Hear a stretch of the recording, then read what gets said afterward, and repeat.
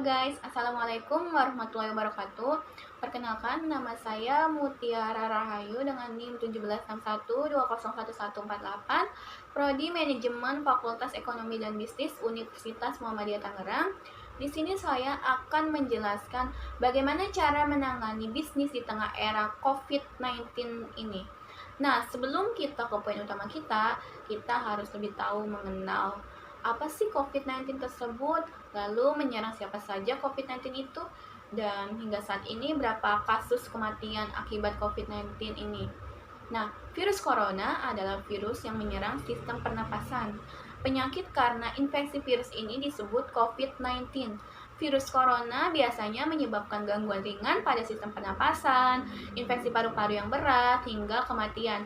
Virus ini bisa menyerang siapa saja seperti lansia, orang dewasa, anak-anak, dan bayi, termasuk ibu hamil dan ibu menyusui. Infeksi virus corona disebut COVID-19 dan pertama kali ditemukan di kota Wuhan, Cina pada akhir Desember 2019. Virus ini menular dengan sangat cepat dan telah menyebar ke hampir semua negara, termasuk Indonesia hanya dalam waktu beberapa bulan.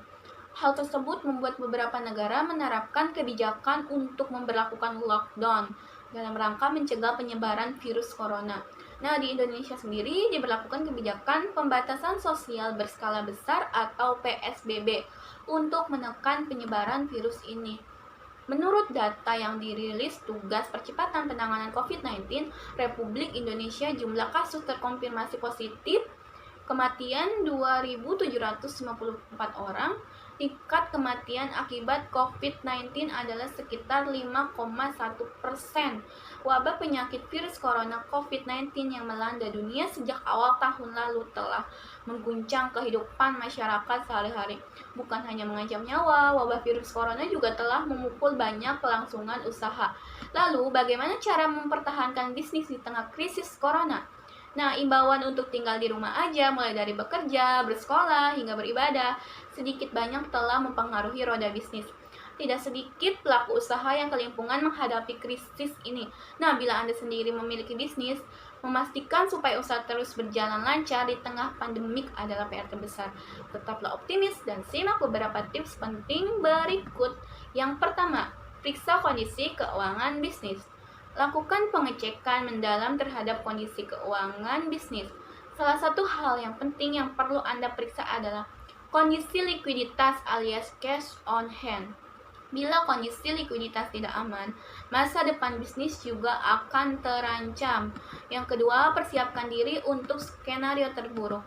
Sebagai langkah antisipasi, buatlah bisnis plan yang juga memuat proyeksi atau forecast atas berkelanjutan usaha Anda, paling tidak hingga setahun ke depan. Misalnya proyeksi dari sisi pendapatan usaha, tingkat pengeluaran, kelanjutan permodalan, dan sebagainya. Yang ketiga, berhematlah. Nah, langkah wajib yang perlu Anda tempuh adalah menekan pengeluaran dengan berbagai cara supaya likuiditas bisa lebih kuat. Misalnya menekan biaya operasional perusahaan seperti tagihan listrik, air, dan internet. Yang keempat, beri pengertian kepada karyawan. Sampaikan pada karyawan tentang fokus Anda saat ini adalah mempertahankan kelangsungan usaha supaya jangan sampai bangkrut yang bisa memicu pemutusan hubungan kerja. Supaya itu dapat dicapai, karyawan harus rela melupakan kenaikan gaji ataupun pemberian bonus seperti biasanya, paling tidak hingga kondisi kembali normal. Nah, yang kelima, genjot penjualan dengan cara paling murah. Terapkan strategi yang paling tepat agar penjualan tetap mencapai target dengan biaya termurah. Misalnya, tawarkan harga lebih ekonomis bagi customer yang memilih pembelian berlangsung selama seminggu, atau berikan voucher bila ada pembelian hingga nilai tertentu, di mana pembelian lagi di depan nilai sendiri. Yang keenam, kampanyekan nilai lebih layanan. Kampanyekan pada target pasar Anda nilai lebih yang bisa Anda berikan selama krisis ini. Misalnya, internet dalam hal ini meningkat tajam selama imbauan di rumah aja. Nah, supaya tetap unggul di dalam persaingan, galakan promo yang menarik seperti kuota khusus bagi pelajar yang belajar di rumah dan sebagainya. Nah, yang ketujuh, optimalkan teknologi pendukung. Misalnya untuk meeting dengan tim sehari-hari, memanfaatkan aplikasi Zoom. Begitu juga bila perlu berkomunikasi dengan klien, Anda bisa mengajak pemakaian video conference call. Nah, itulah tadi 7 cara menangani bisnis di tengah era pandemi COVID-19 ini. Semoga coronavirus ini segera cepat berlalu agar masyarakat tidak khawatir penyebaran virus corona yang sangat luas dan sangat banyak yang terjadi di Indonesia.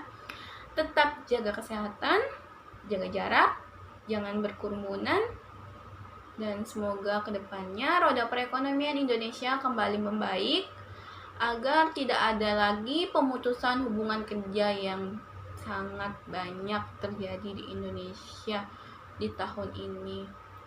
Sekian presentasi dari saya. Jangan lupa like, comment, and subscribe. Assalamualaikum warahmatullahi wabarakatuh.